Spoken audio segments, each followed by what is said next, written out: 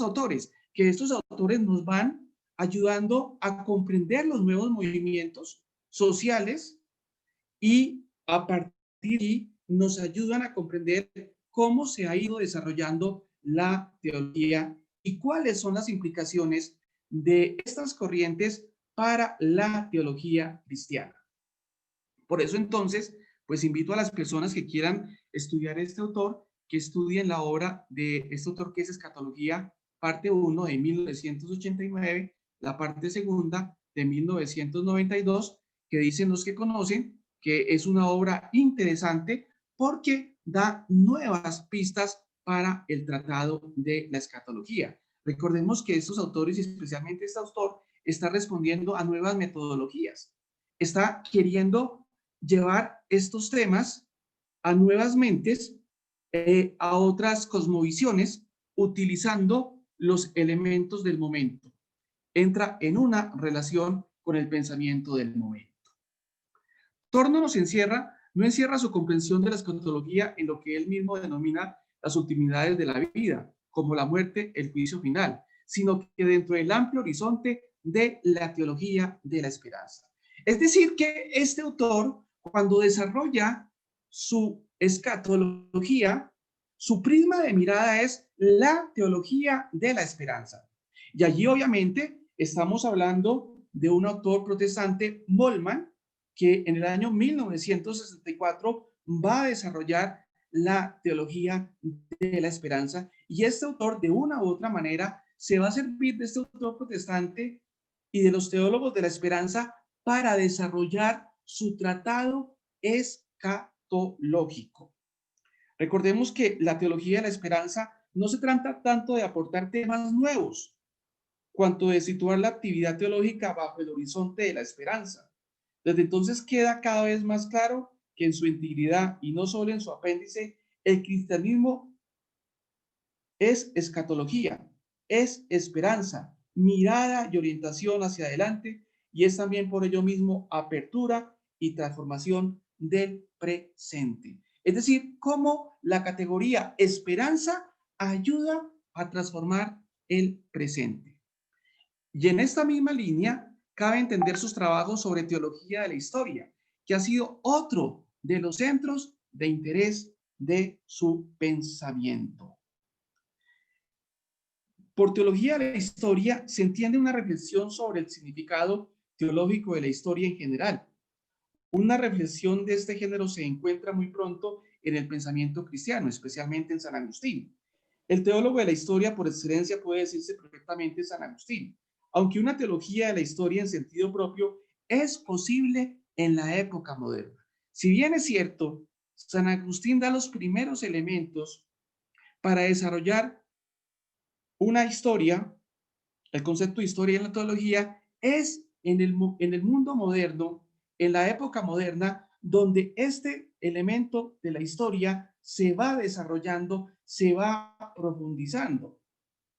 Y recordemos que hay autores contemporáneos que van a desarrollar este tópico de la historia, como son Casper, el mismo Ranner, Danielou y von Balthasar. Y unos de estos, como Ranner y como Danielou, son obviamente jesuitas. Este autor entonces, pues también va a desarrollar esta dimensión, teología de la historia, que ha sido otro de los centros de interés de su pensamiento. Entonces, fijémonos que este autor es interesante porque nos va a desarrollar y nos va a mostrar la importancia de la teología de la historia.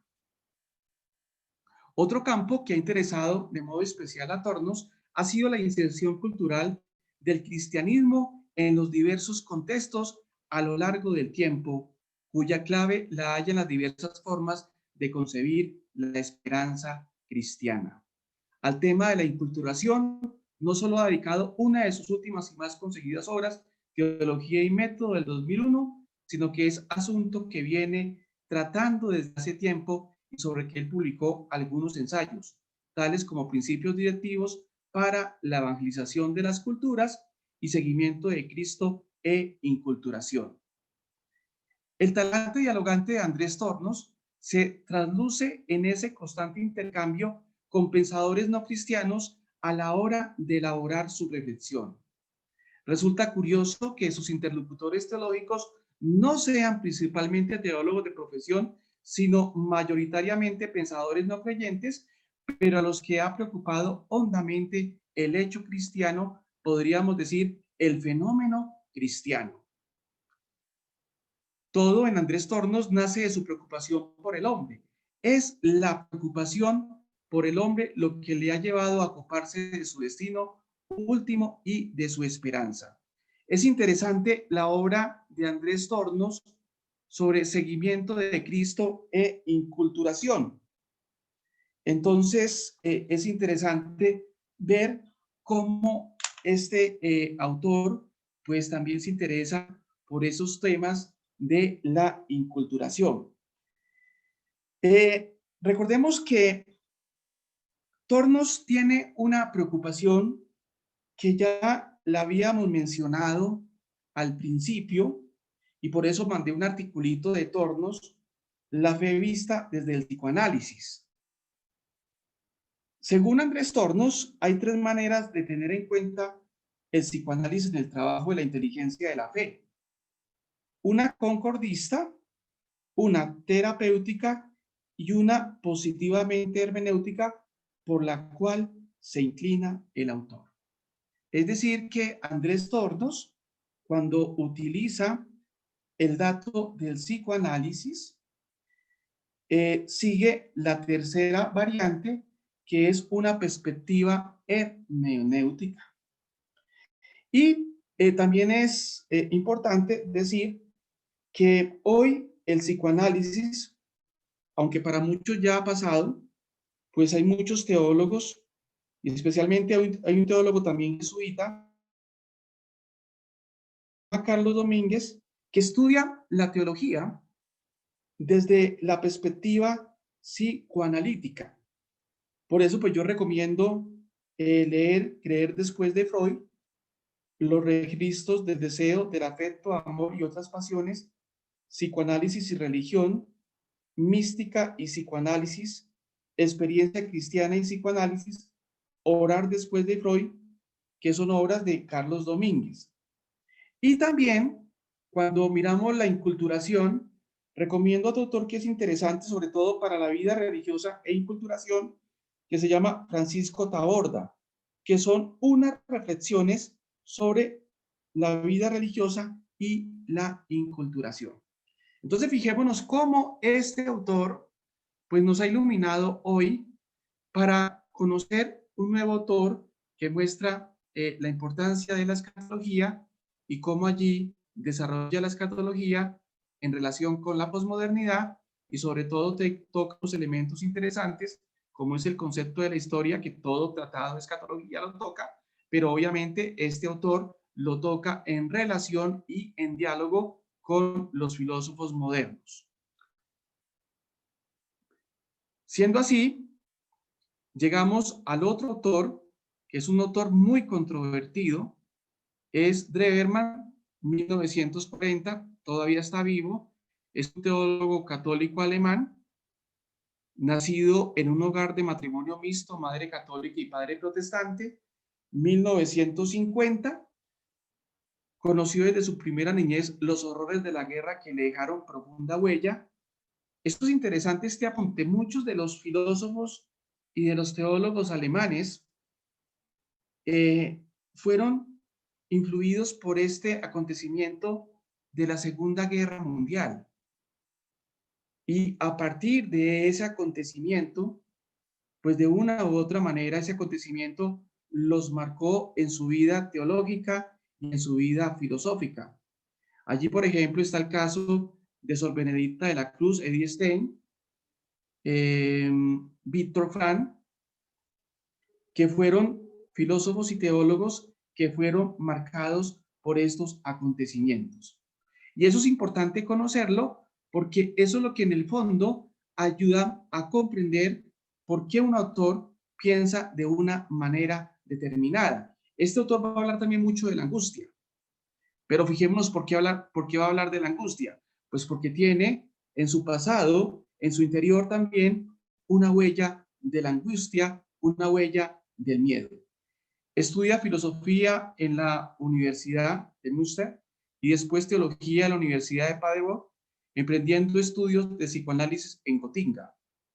Ordenación sacerdotal 1966, ejerce el ministerio pastoral entre estudiantes universitarios 1972 y 1974. Y es importante este dato, porque en esa pastoral con los universitarios, él coge o adquiere el método psicoanalítico para poder dar una ayuda eficaz, según él, a los estudiantes universitarios. Doctor de Teología Dogmática en 1976 y desde 1979 hasta 1991 enseña en la Facultad de Teología Católica de Paderborn, Historia de las Religiones y Teología Sistemática. Esta universidad es muy interesante, es una universidad fundada en 1972 y es una universidad pública. Es suspendido de sus funciones pastorales como sacerdote en 1992, desde donde enseña antropología cultural y sociología en la Universidad Integrada de Paderborn, trabaja como terapeuta y desarrolla gran actividad en todo el mundo como brillante conferenciante. Teólogo muy controvertido por sus posiciones bíblicas y críticas sobre la estructura de la Iglesia de Roma, es autor de más de una cuarentena de libros. ¿Cuáles son las obras? Estas obras que yo coloco aquí, de todos los autores, procuro que sean obras que estén traducidas al español. Es decir, que cada uno de nosotros, en la medida de la posibilidad, si se quiere, pueda acercarse a estas obras. Entonces, todas las obras que hemos citado en el primer programa y en este programa, pues son obras que se encuentran en español y que las podemos conseguir. Viene la primera obra del año 1994, Lo esencial es invisible, El Principito, una interpretación psicoanalítica. Fijémonos cómo este autor ya nos está dando la pista para comprender su manera de pensar, el psicoanálisis. La otra es, no os dejéis arrebatar la libertad por un diálogo abierto en la iglesia. Giordano Bruno o Espejo del Infinito. Yo diría que una de sus obras más representativas y también más polémicas, Clérigos, psicodrama de un ideal. La palabra salvación y sanación, la fuerza liberadora de la fe. Esta obra es interesante, la palabra de la salvación y la sanación, porque allí el autor muestra por qué sigue el psicoanálisis y por qué es importante el psicoanálisis para él. A él ahí va a dar las razones por las cuales él abandona de pronto la teología, entre comillas, tradicional o con los métodos tradicionales. ¿Y por qué se decanta en últimas por el psicoanálisis? Viene otra obra, El mensaje de las mujeres, la ciencia del amor, psicoanálisis y teología moral. Esta obra también es interesante, porque allí en psicoanálisis y teología moral nos va a hablar de la angustia. Viene otra obra que se llama Dios inmediato, diálogo sin término, los 10 mandamientos entre el precepto y la sabiduría. También recomiendo esta última obra, los 10 mandamientos entre el precepto y la sabiduría, porque allí vamos viendo cómo él va a comprender y va a interpretar qué significan los 10 mandamientos, obviamente, para el hombre contemporáneo. Y sendas de salvación. ¿Cuál es el pensamiento de este autor? O sea, ¿cómo desarrolla su pensamiento? Es un teólogo, como ya lo dijimos, muy controvertido por sus posiciones bíblicas y críticas sobre la estructura de la Iglesia de Roma. Es autor de más de una cuarentena de libros, algunos de los cuales han sido traducidos a numerosos idiomas. Expone la Biblia desde la vida y por la vida, haciendo que los miedos, angustias y traumas que aprisionan al humano desaparezcan y vuelvan a encontrarse consigo mismos. En esa tarea, por devolver la Biblia como libro de vida a los hombres, Dreverman utiliza la vía de la psicología profunda que aplica a todos los campos en los que se ha movido, tanto en la exégesis y en el análisis de la estructura y funcionamiento de la Iglesia, especialmente en sus mediadores, como en su comprensión de la religión, el amor, la creación y la mujer. Digamos que el psicoanálisis y las nuevas formulaciones psicoanalíticas quieren encontrar las causas inconscientes de la conducta. El psicoanálisis, por ende, es una teoría desde la que se considera que la historia del individuo, sobre todo los primeros años, es esencial para comprender el funcionamiento del adulto. De ahí que para Freud, dicen los psicoanalistas, los primeros conflictos determinan en parte el funcionamiento del adulto. Para Freud, el psicoanálisis no constituye una búsqueda científica imparcial, sino que es un acto terapéutico cuyo objetivo es modificar el comportamiento. Y este señor, en el fondo, pues también quiere ayudar al comportamiento de los universitarios. Porque, como lo dice él en su obra, en una de sus obras, es con el encuentro, gracias al encuentro con los universitarios, que se da cuenta de que tiene que llegar al interior de estas personas y que según él, el método que brinda mejores posibilidades es el método del psicoanálisis. Dreverman rastrea la realidad de la experiencia humana en la que el dolor y el mal son compañeros inseparables del hombre y de la mujer. Fijémonos cómo esa primera experiencia con la guerra, el dolor, el sufrimiento, la angustia, de una u otra manera lo va a marcar, porque ese va a ser un tema reiterativo en sus obras. Y según él, es un tema que no solamente está en él, sino que está en todos los hombres y todas las mujeres. Porque según él, en todos los hombres y en todas las mujeres, en el fondo se anida una angustia, un dolor, una tragedia. Y obviamente, pues él quiere responderle a estos hombres y a estas mujeres que en el fondo son universitarios.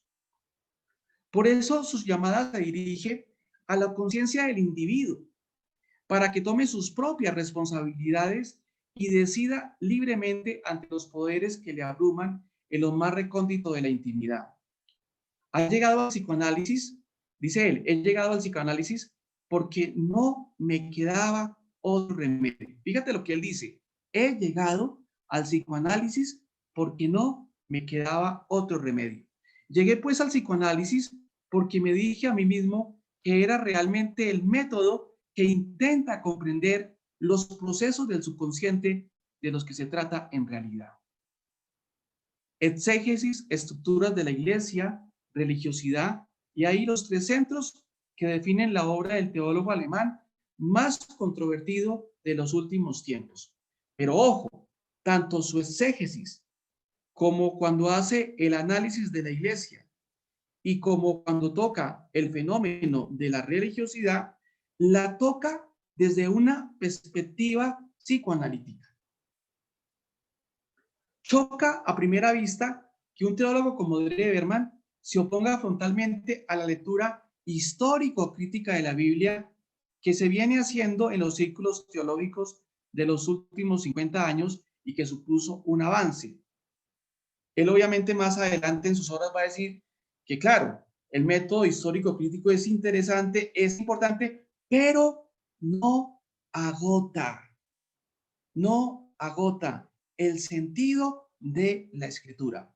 Porque según él, en últimas, el sentido de la escritura debe tocar la existencia del ser humano. Pero miremos qué es el método histórico crítico, porque es necesario conocerlo. Los principios fundamentales del método histórico crítico en su forma clásica son los siguientes. Primero, es un método histórico, no solamente porque se aplica que sus activos, en este caso los de la Biblia, porque se estudia su alcance histórico, sino también y sobre todo porque procura dilucidar los procesos históricos del texto bíblico, procesos ya crónicos, avances complicados y de larga duración. Es un método crítico porque opera con la ayuda de criterios científicos, tan objetivos como sea posible en cada uno de sus pasos, para hacer accesible al lector moderno el sentido de los textos bíblicos con frecuencia difícil de captar. Y es un método analítico que estudia el texto bíblico del mismo modo que toda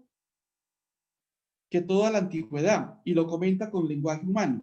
Sin embargo, permite al exegeta sobre todo el estudio crítico de la redacción de los textos para captar mejor el contenido de la revelación divina. Entonces es muy interesante el método histórico crítico que este autor pues lo conoce porque estudió exégesis, pero según este autor es insuficiente y se necesita de otros métodos. Continúa diciendo Dreverman, para tal exégesis pide al creyente algo que se niega a conceder: el olvido de los propios interrogantes, las dudas y la propia creatividad a la hora de la interpretación. Atenerse a la literalidad de los textos, según él, limita o impide hacer la lectura religiosa que el texto bíblico merece. No niega este teólogo la necesidad de situar el texto en el lugar y época en que han surgido, incluso que es necesario el estudio comparado de las diferentes religiones para descubrir nexos y mutuas relaciones, pero la lectura que recomienda Dreverman es la exégesis psicoanalítica, reveladora del sentido espiritual de los mismos textos. Es decir que, según él, la exégesis debe, para que sea más profunda y para que diga algo según él, al mundo contemporáneo, debe ser una exégesis psicoanalítica. Por eso cree que la verdadera comprensión, la comprensión religiosa de la Biblia, debe ser más poética que histórica. Obviamente, sin desconocer la historia, pero sabiendo, según él, que la exégesis psicoanalítica va a encontrar el sentido de los textos. Proclama la necesidad del cambio de la exégesis científica, que habiéndose ocupado principalmente de la realidad histórica de los textos bíblicos, cierra el camino hacia la verdad última de la Sagrada Escritura.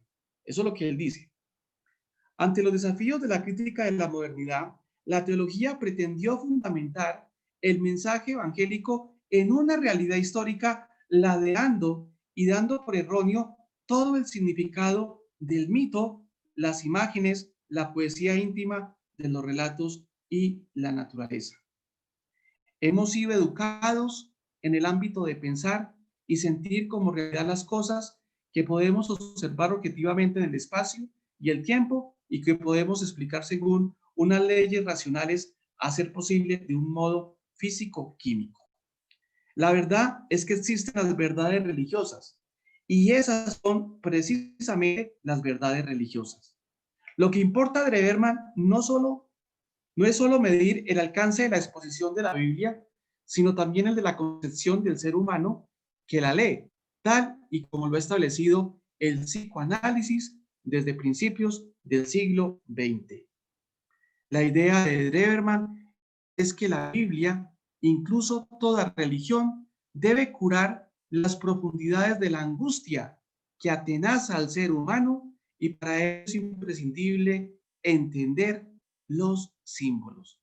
Para este señor es muy importante entender el mito, entender los símbolos, porque según allí, en el mito y en los símbolos, podemos encontrar el verdadero sentido. Desde esa perspectiva hermenéutica y psicoanalítica, Dreverman analiza personas y hechos con una interpretación tan original que se distancia de manera sustancial de las posiciones oficiales de la Iglesia. Este autor, hay que decirlo, es osado en algunos planteamientos y pues allí vienen las polémicas de este autor obviamente con el magisterio de la Iglesia. Según él, Jesús fue un hombre cuyo nacimiento no tuvo nada de original. Es su vida lo que hizo de él un ser excepcional. La resurrección, la tumba vacía, la ascensión de Jesús a los cielos son todos símbolos de un mensaje que, sabiéndolo leer, introducen en una lectura no historicista, sino poética y espiritual. Los milagros ilustran la voluntad de Jesús de querer orientar la vida de quienes le escuchen. Desde su exégesis psicoanalítica, Drewermann dirige también la crítica radical a las enseñanzas y prácticas de la Iglesia que, según su opinión, la hacen incompatible con lo que realmente Cristo enseñaba en su tiempo. La idea de fondo de su libro Clérigos consiste en demostrar cómo el aparato eclesiástico intenta mantener por todos los medios el miedo y la angustia del cristiano con el objetivo de que sienta necesidad de contar con los intermediarios oficiales a la hora de relacionarse con Dios. Fijémonos cómo este autor, siempre como lo he dicho repetidamente, nos va a hablar de la angustia. Ese va a ser un tema reiterativo de él. Pero este autor, recordemos que cuando adquiere el método del psicoanálisis, pues la Iglesia también en la interpretación de la Biblia, del documento del 1993, cuando habla de los acercamientos por las ciencias humanas, dice claramente que hay acercamientos válidos y dentro de ellos están los acercamientos por las ciencias humanas, que son el acercamiento sociológico, el acercamiento de la antropología cultural y el acercamiento psicológico y psicoanalítico. Es decir, que la Iglesia en este documento del año 1993, Interpretación de la Biblia en la Iglesia, pues también habla de nuevos acercamientos y propone una manera de acercarse a los textos, el método psicológico y los métodos psicoanalíticos. Siguiendo con Drewermann, se centra en la figura del clérigo, instrumentalizando de tal manera por la Iglesia que el ideal de ese hombre sea la función incluso por encima de su propia vida. El libro pretende ante todo que cada sacerdote, cada religioso o religiosa aprenda a considerar sus problemas psicológicos no exclusivamente como muestra de su culpabilidad personal. Finalmente, se plantea un tema que será recurrente en la obra de Drewermann, la pérdida de una mística de la naturaleza y la necesidad de volver a reencontrarla con la ayuda de las religiones primitivas. Pero antes de pasar a este tercer tópico, cuando Drewermann escribe el libro sobre los clérigos, pues a él le responden unos teólogos, que son José Ignacio González, Torres Queiruga y Carlos Domínguez Morano, que responden con un libro que sale en el año 1996, titulado Clérigos en Debate. Es decir, que tanto González Faust como Torres Queiruga, como Carlos Domínguez, le salen al paso a la crítica de Drewermann, sobre todo en el libro de los clérigos. Porque ese libro ha sido un libro muy controvertido que ha causado mucho escozor en algunos ambientes y que es un libro en el fondo muy polémico. Estos tres teólogos, como lo dije anteriormente, Ignacio González, Torres Queiruga y Carlos Domínguez Morano, pues van a salirle al paso en un libro que, como ya lo mencioné, se llama titulados Clérigos en Debate, de 1996. Es interesante ver este libro para ver cómo estos autores van a replicar a la crítica de Drewermann. Les aconsejo que miren estos dos libros, tanto el libro de clérigos como el otro libro, para que cada uno saque su propia conclusión. Y pasando al otro tópico, la interpretación del hecho religioso y la necesidad de demostrar las relaciones internas entre las grandes religiones es uno de los centros de reflexión de Drewermann. Es decir, que para él el fenómeno religioso es muy interesante. Pero ¿por qué es interesante el fenómeno religioso? Porque según él, en todas las religiones van a existir mitos, hay símbolos, y tanto los mitos como los símbolos, como las cosmogonías de cada religión, pues tienen un sentido para los hombres de todas las religiones. Y él entra en ese estudio, pero claro, eso lo hace desde una perspectiva psicoanalítica. Cada religión es fundamentalmente una respuesta posible a los mitos esenciales y a los símbolos e imágenes anclados profundamente en la existencia y el pensamiento humano. Dreberman aboga por un diálogo entre religiones en la que ninguna debería quedarse fuera y todas enriquecerse. Es decir, él quiere entrar en ese diálogo interreligioso. Pero él dice que ese diálogo interreligioso, obviamente, pues tiene que tener unos medios, unas metodologías, unas mediaciones para poder que se haga ese diálogo interreligioso. Y como lo ya lo hemos escuchado, pues su gran mediación va a ser el psicoanálisis. Vamos por otro autor muy, muy querido, especialmente para mí, Juan González Arintero, dominico, 1860-1928. Es un autor muy interesante, tiene elementos valiosos, nos puede ayudar para comprender la cuestión mística. En lo que les mandé unos videos sobre la vida de González Arintero en portugués, y también les mandé un documento sobre los elementos de su eclesiología para que ustedes conozcan este autor, que es muy interesante tanto para la eclesiología como para la mística. Ingresa en la Orden de Predicadores en 1875 en el convento de Corias, Asturias, donde hace el noviciado y cursa filosofía. Estudios de teología en el convento de San Esteban de Salamanca, 1881-1886. Cursos en la Universidad de Salamanca. Tengo que decir que este autor entabló una relación con Unamuno, se conocieron, dialogaban, pero a lo último tuvieron una divergencia por un tema y pues cada uno siguió por su lado.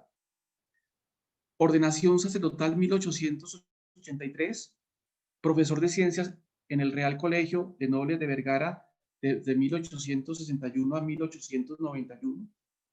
Profesor de apologética, recordemos que la apologética es la defensa de la fe, y del Tratado de los Lugares Teológicos en San Esteban de Salamanca. Recordamos los famosos lugares teológicos de Melchor Cano, otro dominico muy interesante.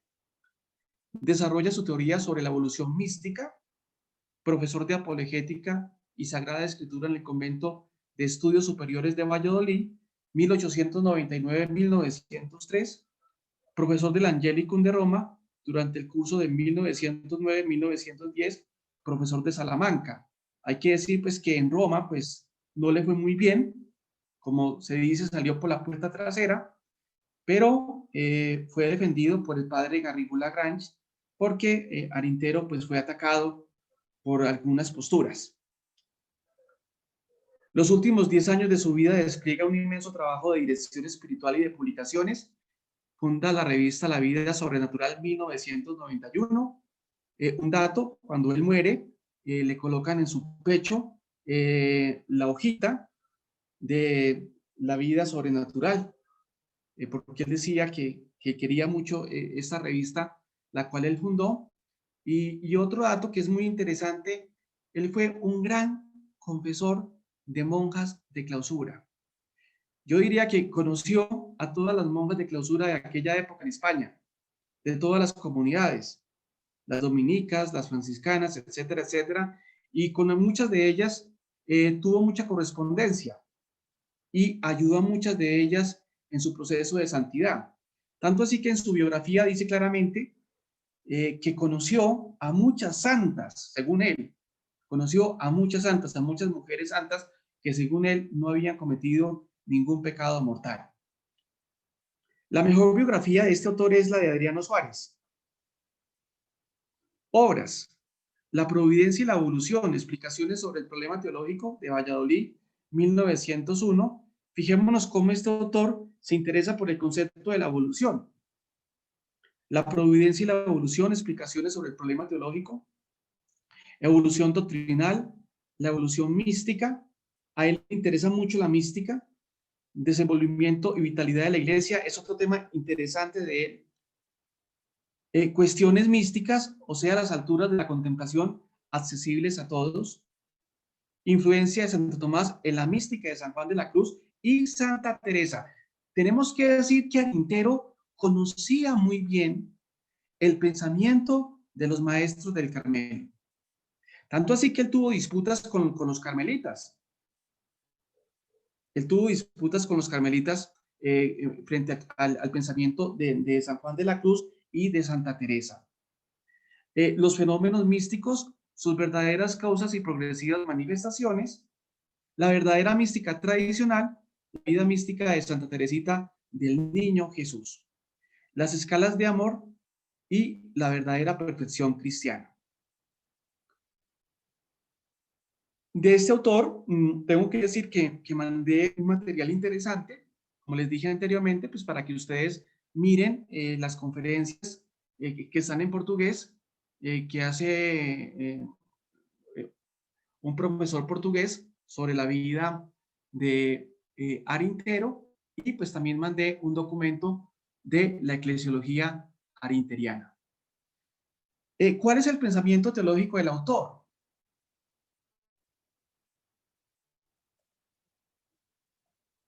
Juan González Arintero ha sido calificado como un hombre que entra en el mundo de las ciencias con el objeto apologético de defender la verdad divina, eclesiólogo de fama y maestro de la mística.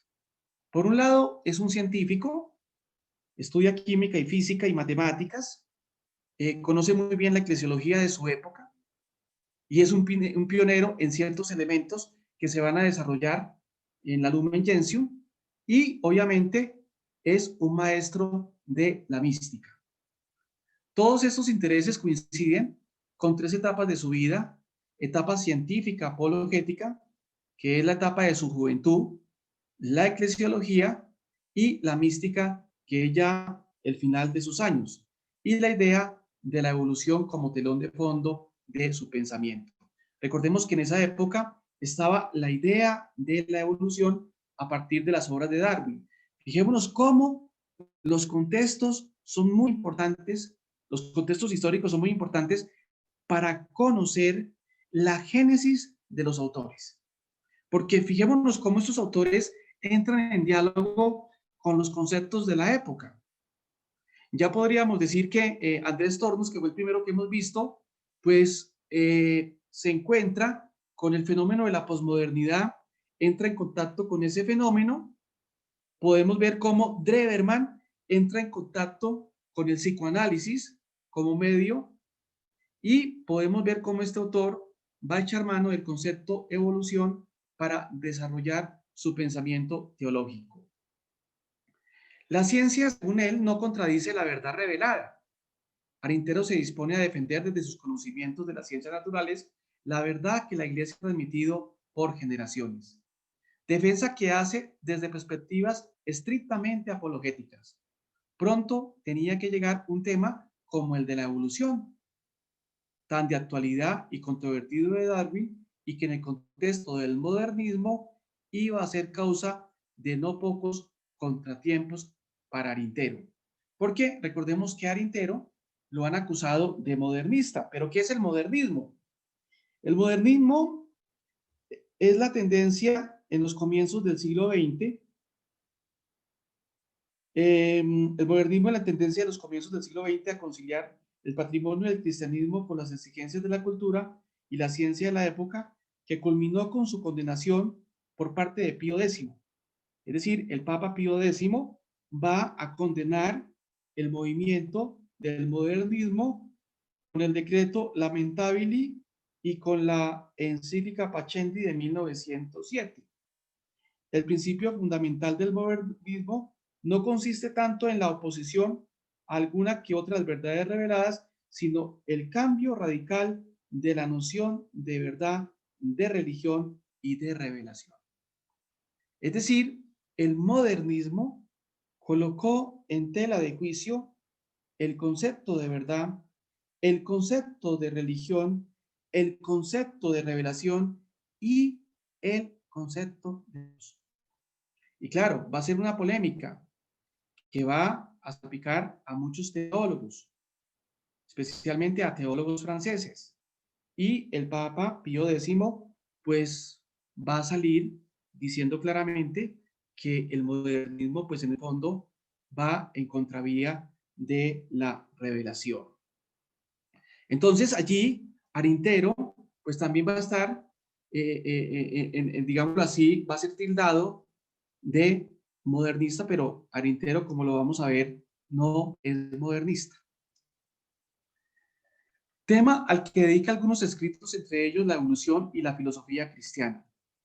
Su formación tomista es formado desde el tomismo, conoce muy bien a Santo Tomás, le impedía pensar en una evolución en el terreno metafísico, pero sus conocimientos científicos le permiten aceptar de modo inequívoco la mutabilidad de todo lo orgánico.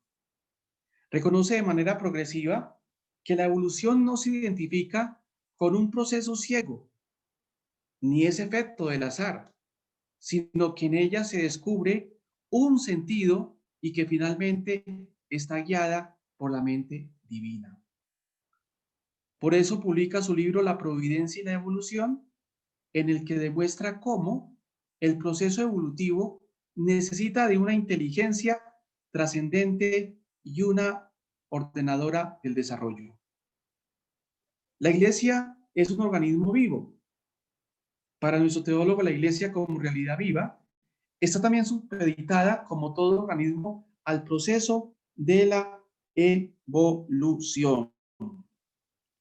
Y hay que decir que, pues, el tratado de la Iglesia, que la eclesiología y la teología sobre el misterio de la Iglesia, que se ocupa de la naturaleza de la Iglesia, su origen, su desarrollo, su misión y su destino. Estudia las verdades de fe que se refieren a la Iglesia. Y es decir, este autor le gusta mucho estudiar, digámoslo así, el misterio de la Iglesia y va a profundizar en el misterio de la Iglesia. En su obra máxima, Desenvolvimiento y Vitalidad de la Iglesia, trata de colocarse en su pormenorizado análisis de la naturaleza de la Iglesia, en medio de dos posiciones inaceptables.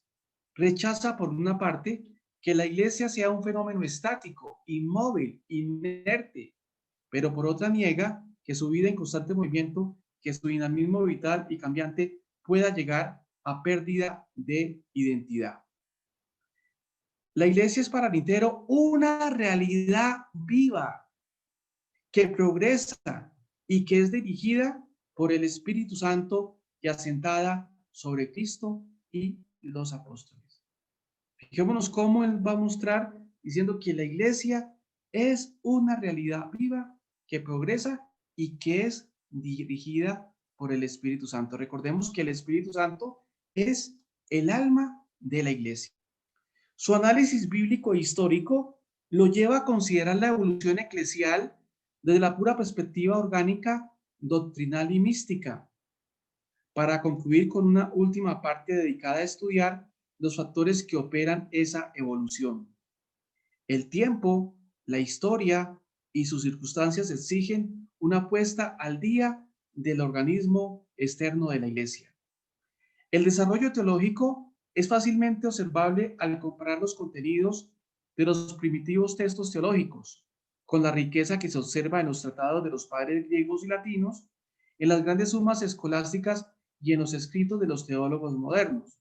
Fijémonos cómo este autor, para hablar de la Iglesia, pues echa mano de los padres griegos, de los padres latinos, de las sumas escolásticas y obviamente del pensamiento de Santo Tomás, pero también de los teólogos modernos.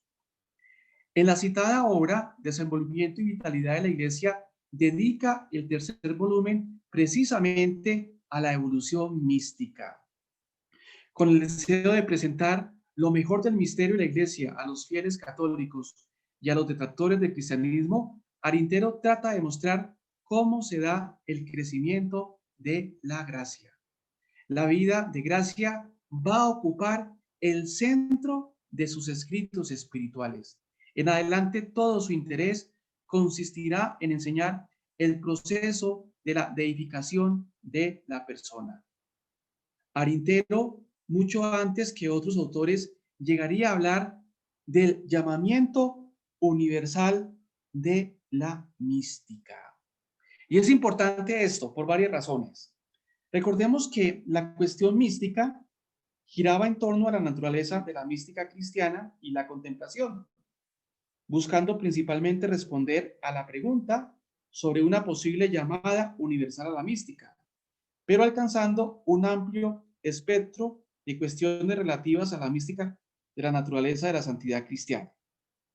Él tiene una obra que son cuestiones místicas, y en esa obra Arintero se va a hacer unas preguntas.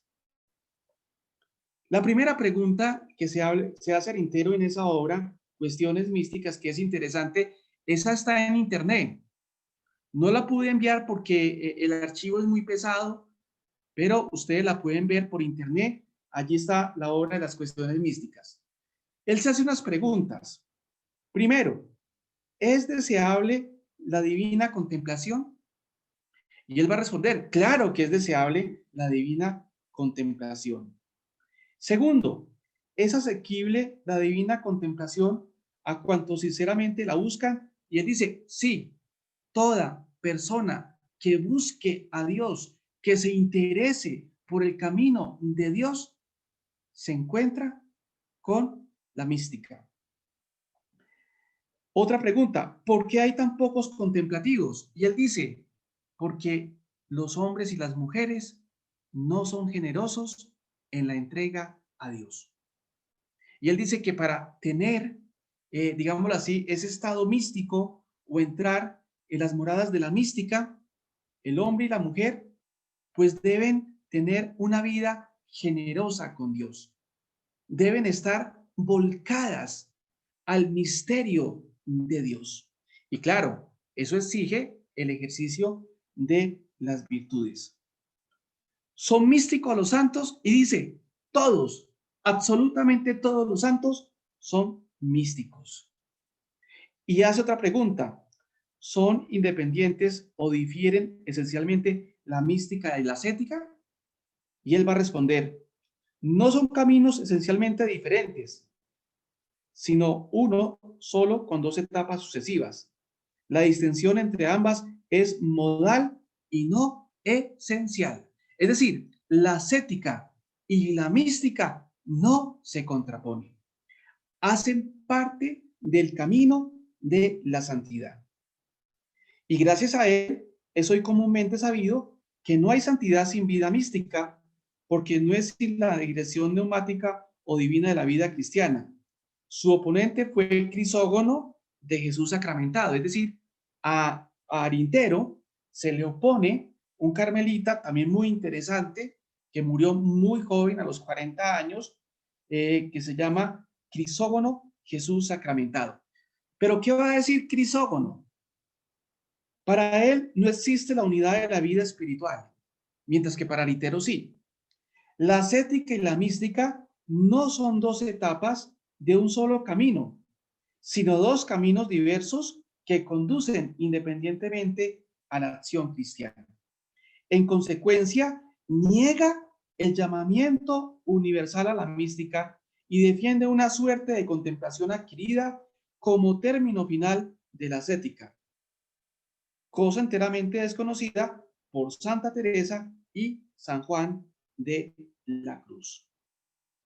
Entonces, fijémonos la importancia de Arintero y cómo él nos dice claramente, todos estamos llamados a la mística, todos estamos llamados a la mística y todos los santos en el fondo son místicos.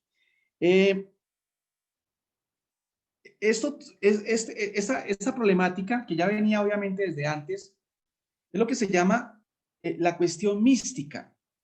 Y yo recomiendo un estudio histórico-teológico de 1998 por los profesores Manuel Belda y Javier Cc, que van a estudiar toda la evolución histórica de la cuestión mística, que fue una problemática de finales del siglo XIX y de la primera parte del siglo XX, donde pues están estas polémicas, si es la ascética, si es la mística, si la ascética y la mística hacen parte de una unidad de santidad o si cada una va por su lado.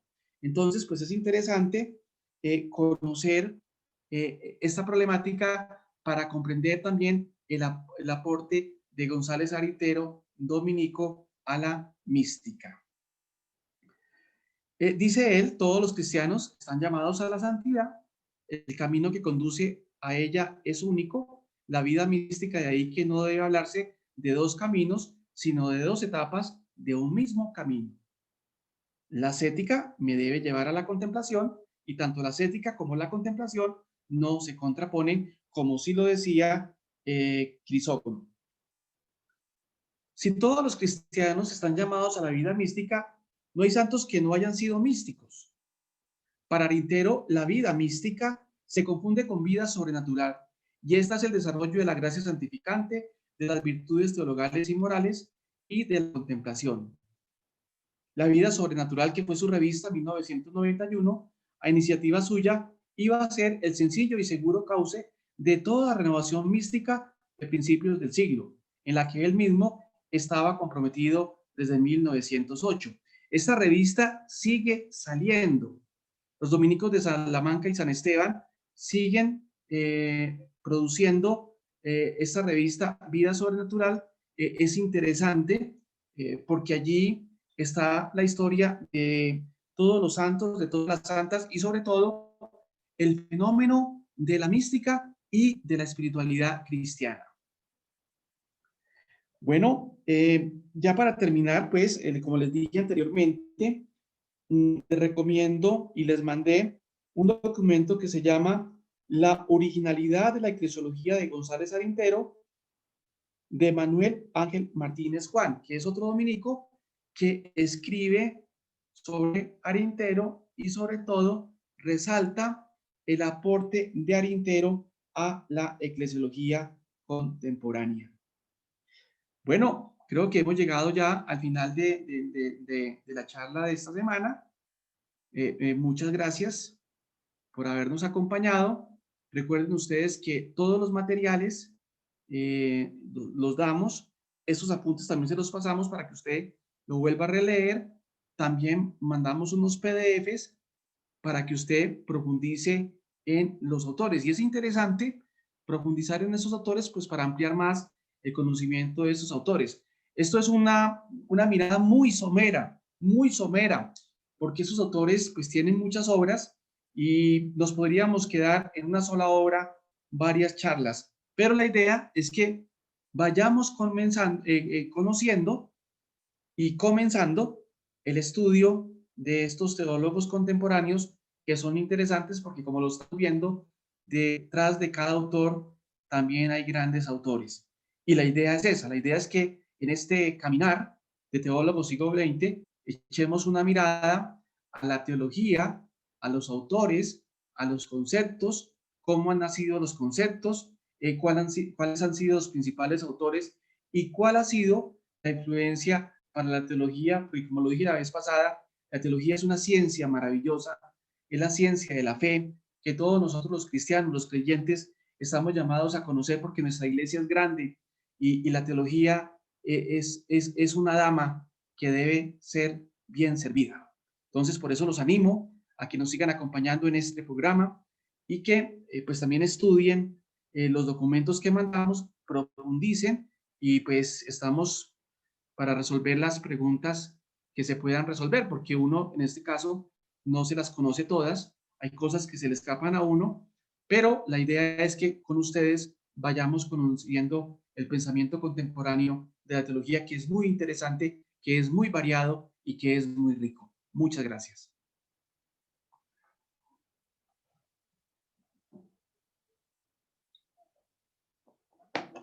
Muchas gracias a todos por acompañarnos en este segundo encuentro. Les recuerdo que el link sigue siendo el mismo para el próximo martes, para que nos puedan acompañar. Entonces guarden el link. Sin embargo, a la base de datos a los que les he enviado el correo, volveré a recordarles con un correíto el día lunes o martes. Que tengan todos muy buena noche. Dios los bendiga. Muchas gracias.